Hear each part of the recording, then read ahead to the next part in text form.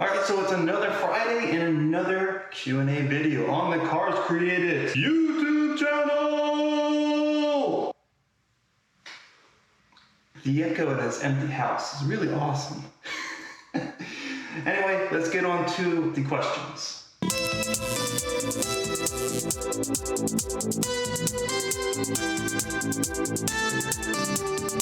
Okay, so not too many questions in this video, but got some cool questions nevertheless, actually some good ones. Got some cool answers for these questions.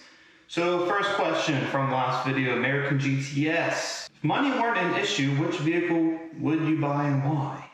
Oh, that's such a loaded question, man. Like, if money weren't an issue, there's so many vehicles I would buy. Not all at the same time, perhaps. It's just so many vehicles I want to experience. Obviously, you watch me long enough, you see me drool over GT350s. I want a GT350. That will be my next Mustang, is a GT350. Aside from that, you know, other cars I would love to have if money weren't an issue. Porsche GT4 RS, would definitely love that. I would love those. Even a GT3, like the GT3 Touring is an awesome car. I just like Porsches, so any of those would be awesome. If money weren't an issue, I would love the new Ford GT, you know, the Ecoboost Ford GT. Hell, I would even take the 0506 Ford GT if money weren't an issue. I mean, shoot, God, I mean, there's just so many cars that I could just die happy with if money weren't an issue. I mean, I could just go down the list, but you know, for me, it's if money really was not an issue, what I've been planning to do, like if my YouTube channel ever just grew to, you know, to a point where I can earn substantial amounts of money and invest into a project, I would love to build my own supercar. I've had plans, ideas in my mind to either use like a kit car as a basis, like a factory 5 car, like a mid-engine platform, or you know, construct something completely on my own, you know, with the help of other companies. Like if money was not an issue, you know, and build my own supercar. I wanted to do something utilizing factory components. Like if you took pieces of certain cars and put them all together to make one car, you know, that's what it would be, utilizing as many factory pieces as possible. And I really, you know, being a Ford person, you know, at heart, I wanted to do this around Ford components. And I would, you know, love to make an exotic powertrain out of factory Ford engines. You know, I would love to use, you know, my original idea was take a Triumph V10, you know, de-stroke it, honestly, de-stroke a V10, you know, try to make it as rev happy as possible, lightweight internals, and, you know, forced induction, try to make the most exotic Ford engine I could. Like that is what I would love to do. I've been having that in my mind, sunk, embedded into my brain cells for years now.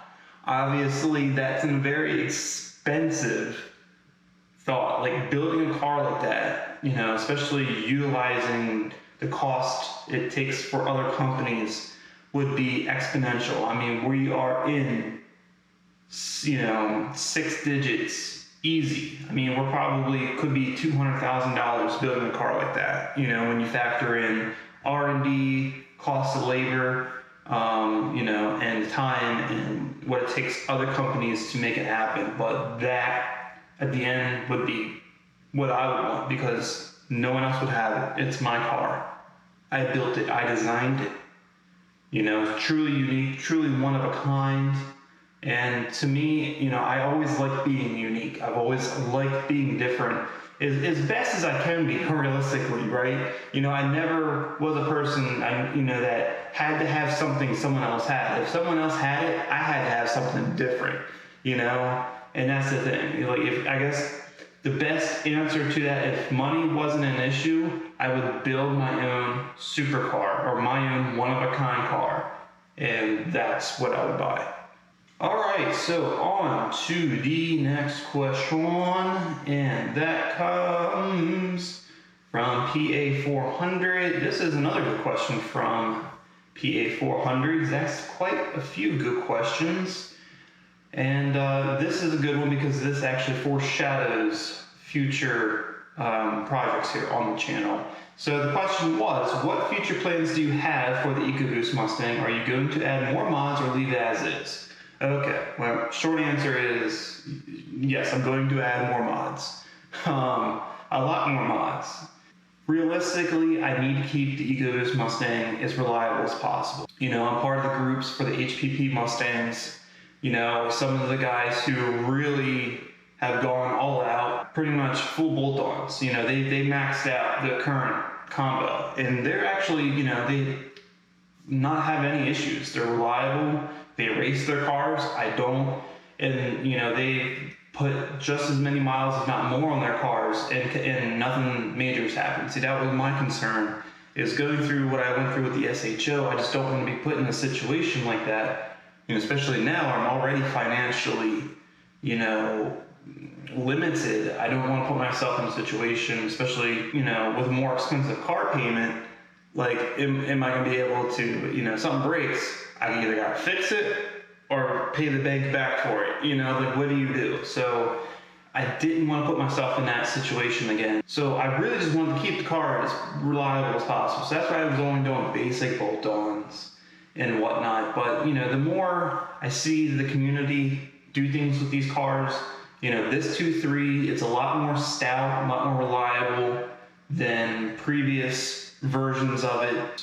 With that said, I'm not sure how far I will go with the mods. Now, the things I do have planned in terms of power mods, I have a very secret project coming up that I'm slowly acquiring parts for. I have one piece of the puzzle, and I need 4 or 5 other components to make it all work together. This modification helps with intake cooling. Especially here in Florida, it's been hot. Intake temps are hot, power goes down. Definitely something I want to help combat is heat soak, especially in the intercooler. So that's going to be one mod that will be done. Aside from that, the only other power mod I would consider doing is a better form of tuning. Right now, the JMS Boost Max, it works well. It does give the car extra power, and it's fun power, but it's not refined power. You know, it definitely, certain times I feel the car fighting itself, you know, doing what it wants to do versus what the Boost Max is trying to make it do, and you feel it fight itself, and I do believe that hurts performance in the long run.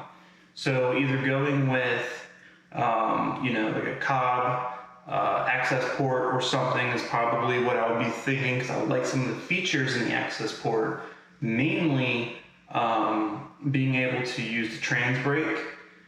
I love that feature. So there's that. If not the access port, I'll go with the JB4. I like the fact that the JB4 and what it's capable of doing over the access port. That would be the only other thing I would do power-wise. Crap ton of aesthetic mods are planned. I want to make this car, I don't want it to make it look like how some Mustang owners do. They just make them look very over the top. I don't want to do that. I want to make it look like it should be that way. Like if it came from the factory plus, like it was this crazy, version of the Mustang that rolled off the factory floor. Like that's kind of the idea.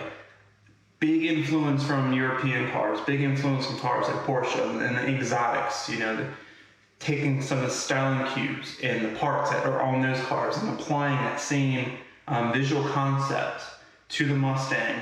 That's what I have planned. You know, maybe some other bolt-ons, maybe like an aluminum drive shaft or something. You know, just small stuff. You know, not really minuscule mods. Nothing crazy. Nothing that's really going to impact the operation reliability of the vehicle. Just small things that help out, you know, incrementally, but together as a package is better. So, and also interior mods. I have a lot of ideas planned to help bring the interior to a level that's completely custom, not something you can get on the factory Mustang. You know, the good thing about my car being a base model, it is kind of like a blank canvas, you know, so I can pretty much change what I want without, you know, taking away good factory stuff. So it's a blank canvas for me. That's pretty much the answer to that question, which means there's a lot to look forward to when money becomes abundant for the Mustang. A lot of stuff. So, all right, so last question of the video, Vladimir. What is the rarest or most expensive car you've ever spotted? God, I don't even know, man. But I've seen so many different cars over my time. I can't even tell you what was the most expensive or rare car. I mean, I've probably passed a car, I probably looked at a car, seen a car, smelt a car. That was the rarest of the rare. I'm sure I had to, but I probably just didn't know it, you know? I don't know what the most expensive car is. I mean, I know I've seen $1 million cars before. I've seen Veyrons, Chirones. Just recently I saw a Ferrari SF90, which was freaking crazy. God, that car is amazing. I've seen, you know, crazy, you know, museum pieces that were, you know, one of a kind, that have to be close to 7 digits, if not in the 7-digit range of value. At Carlisle Ford Nationals, I've seen a lot of rare cars there in the grand scheme of Fords. You know, I've seen original GT40 race cars, Ford RS200, rare Shelbys. I mean, I've seen all kinds of crazy stuff. Obviously, you know, because you still go there in Hunt Valley, Cars and Coffee. There's crazy cars that go there. I've seen some high-end stuff, things I never saw before, go there, you know? So there's been all kinds of stuff. And I even owned a very rare car. Not expensive, but, I mean, they can be, but not like 7-digit expensive or even 6-digit, but, you know, definitely in well-preserved condition, upper 5 digits have been reported. But a lot of people don't know, and I don't even think I've ever mentioned it on the channel, is I did at one point have a very rare 1970 Triumph Gt6 Plus. You know, there weren't really that many made for the US. The Plus, you know, 70 was the first year of them, bringing them to the States. The only Triumph you could get before that was the convertible Spitfire. But the Gt6 Plus was basically the hardtop version of the Spitfire with a 6-cylinder. And the car I had very rare race parts on it. Had triple Weber carburetor setup, rare race long tube headers. You know, they were just, it was parts of the era that you can only get during the time they were being made. You know, it was all well preserved on the car. The car, though, had, you know, it was a barn find. It was from a friend of the family. You know, his brother had built the car and then took it apart to restore it. Never did. And brother ended up passing away, and the car just sat literally in a shed in Baltimore City. And we went and got it. And, you know, I was going to get it running again, but it was way too much for me at the time. I wasn't nearly as experienced as I am now in terms of fixing things and modifying things. It was too much at the time. The car needed fully, you know, gone over fully. Now I just wish I still had that car because I could have done it. I could have gotten that car going. Evidently, I ended up selling it to a collector of vintage British race cars, which actually has it documented. You know what? I need to make a video talking about that car because that was a really cool car. I'll make another video about that, but you know, that was a rare car on its own. But you know, like I said, I've seen all kinds of stuff, so it's really hard to pinpoint that question. But that's the best answer I could give you, and it's a fun answer, you know? There's a lot of things I talked about here in this video, you know, and I think this was a really good Q&A. I think the best yet. You know, a lot of cool stuff here, a lot of things we went over. And if you have any more questions for me, please leave them in the comments below, and I will get to them in the next Q&A video. Otherwise, that's going to wrap it up for this one. If you liked the video, please give it a thumbs up. Please give it a thumbs up. Subscribe to the channel if you haven't already, and keep a lookout for the next true car enthusiast video.